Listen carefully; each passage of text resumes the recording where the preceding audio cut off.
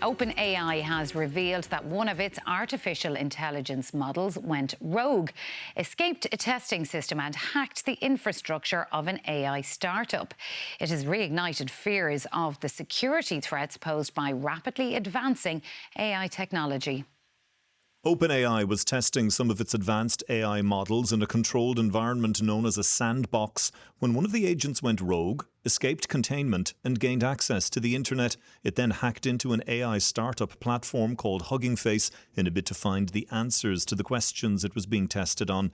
The breakout was described by OpenAI as an unprecedented cyber incident involving state-of-the-art capabilities. The company added that it would be reinforcing its safeguards. Earlier this year, rival AI firm Anthropic said it would not be releasing its latest model to the general public amid concerns that if it fell into the wrong hands, it could be used by hackers for cyber attacks. These warnings from OpenAI and Anthropic come amid increasing competition between the two companies and competition with Chinese rivals.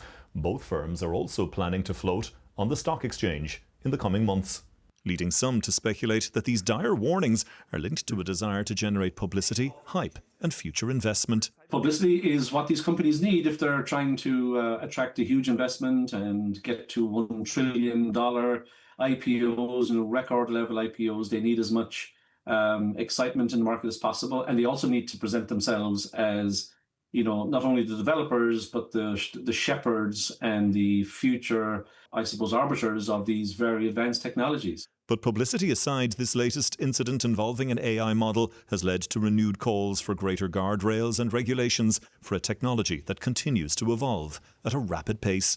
Brian O'Donovan, RTE News.